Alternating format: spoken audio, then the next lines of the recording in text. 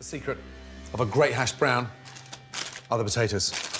I prefer using really nice, waxy potatoes. They cook better, but more importantly, they hold themselves together.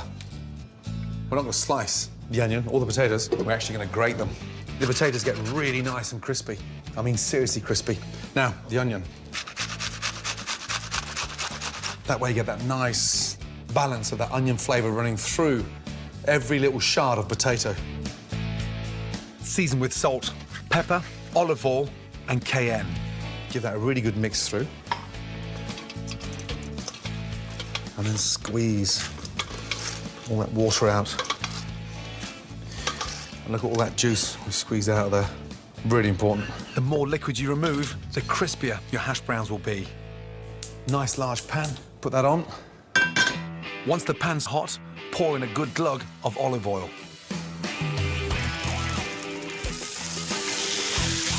That sound confirms how important it is to have your pan nice and hot. So it seals the grated potato and onion together. So take the spoon and just pat it down. What we're trying to do now is get it really nice and compact. Going round the outside of the pan with little flecks of butter. You just slip them down the back gently. And that gets the onions caramelized. Here's a great tip for turning your hash browns over quick and easy. Take a plate, place it on top, and just flip it over, and then slide it back in very quickly.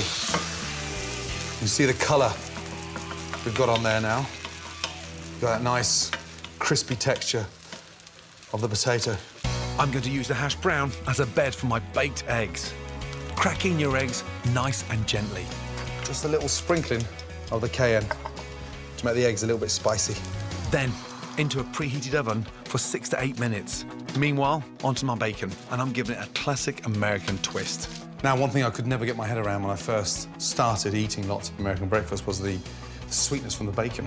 I've grown up to love that combination of smoky sweet flavours, and it's so easy. Pan on and simply heat olive oil, brown sugar, salt and pepper, and butter. Bacon in, and as it cooks, it becomes irresistibly caramelised and golden brown.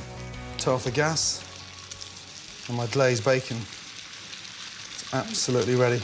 Beautiful. Now, my hash browns and baked eggs are ready. Wow. Look at that. Beautiful. Just put your spatula underneath there, onto your plate. And that bacon sits beautifully on top of the baked eggs and that hash brown underneath, and you can see why the best breakfasts in the world are always in America. This is an all-American superhero of a breakfast. Eggs baked in hash browns with glazed bacon.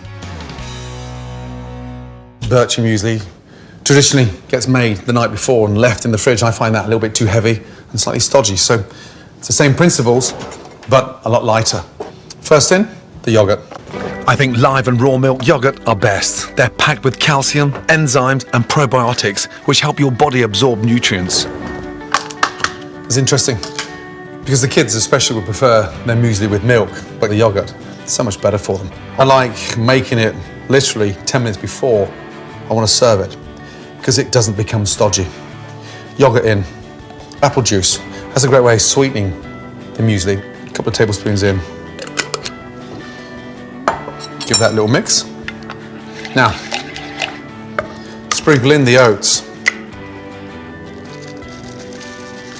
I like putting 2/3 in now to absorb and almost double in size, and the last third of oats in at the end.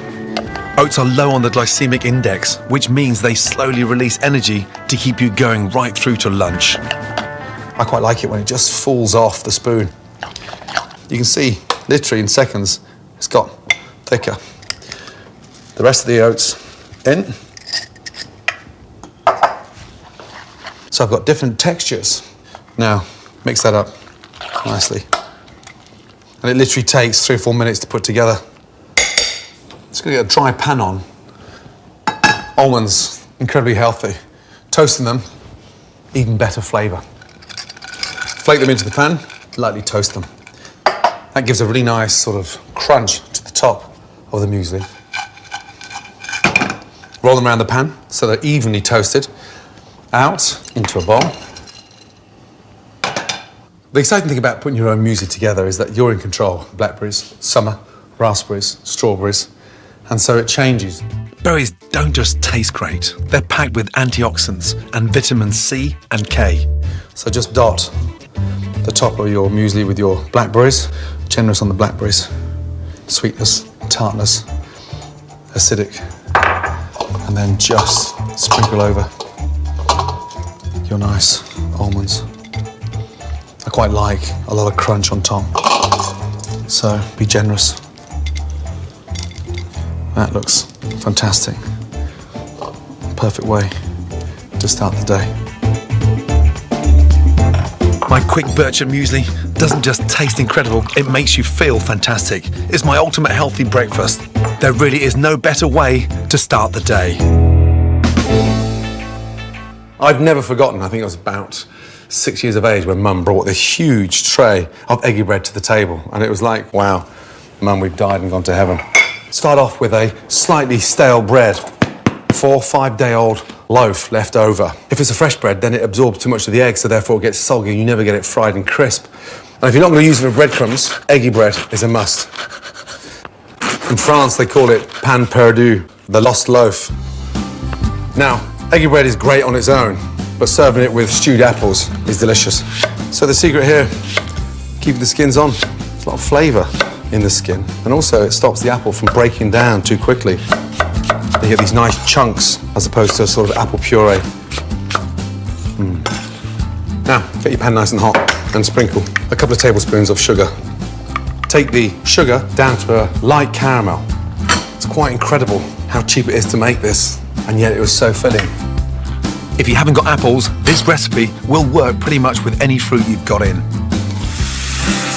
Don't be scared to mix a pear and an apple, a banana and a pineapple. Just stew it. Lightly toss in the caramel.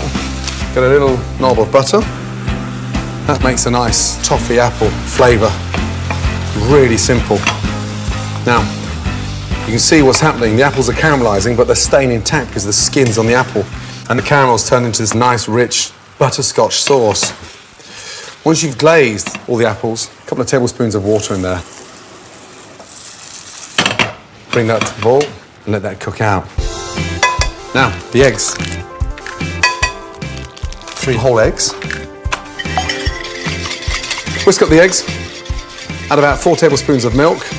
You want the egg thick and rich. And then lightly sprinkle in a couple of tablespoons of sugar. That sweetens up the mixture. And when you start frying the bread, it caramelises it beautifully. A teaspoon of powdered cinnamon. That gives the bread that really nice, spicy deliciousness. Apples are glazing beautifully. And put them on a low heat and get a pan on now for the bread. A teaspoon of oil. That stops the butter from burning. Butter in.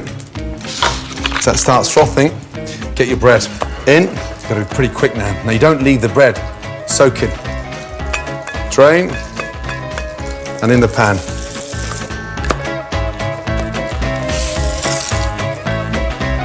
Once your eggy bread has browned, flip it over. 90 seconds each side. That butter gives that nice golden brown colour of that egg. Beautiful. Absolutely beautiful. It's quite remarkable, isn't it? A couple of eggs, splash of milk, leftover apples, and all of a sudden you've got this stunning breakfast. Now, my apples, they've all glazed beautifully. Get a nice spoon of that amazing juice and drizzle that over. Wow. If my mum saw me doing this, she'd kill me. You're getting all posh again. No, Mum. I'm using a touch of iced sugar to make it look stunning. And that, for me, takes me back to when I was 6 years of age.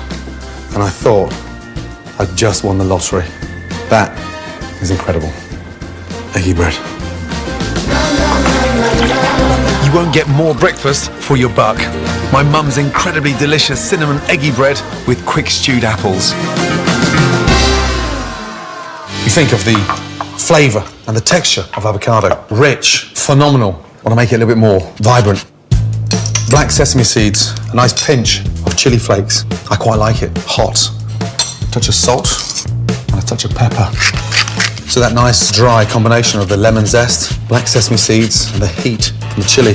This is light, healthy, quick, but so tasty. Sourdough bread, 3 nice, chunky, thick slices.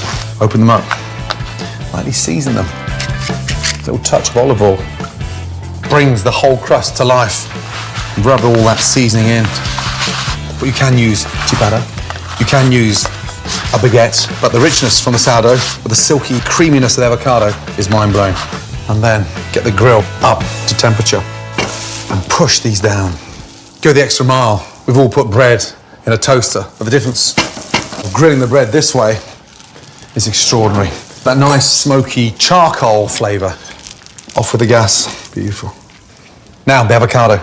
You've got to treat them with love, respect. Press on the end here, and if your thumb softens, you can tell that avocado is ripe. Never press here, and you just end up bruising it. Slice down so you feel that stone in the middle, and then just roll around. And then it's just a little gentle twist off stone and out. Cut them into quarters. The back of your knife, peel back that skin. If the avocado is nice and ripe, it should just all fall away. Slice. Just take your quarters, fan them out, and push them into the bread. The riper the avocado, the better the flavour. But look for ones free from soft spots and blemishes which can suggest bruising. Get your lemon, squeeze. That will stop the avocado from discolouring. And then get your crunch ready to go on top. Sprinkle in a very generous, light way. You've got the fragrance from the lemon zest, the crunch from the sesame seed, and the heat, that little chili flake, which just wakes up that avocado. They look expensive. That for me is a delicious, light start to the day. Avocado on sourdough toast with lemon and black sesame sprinkle.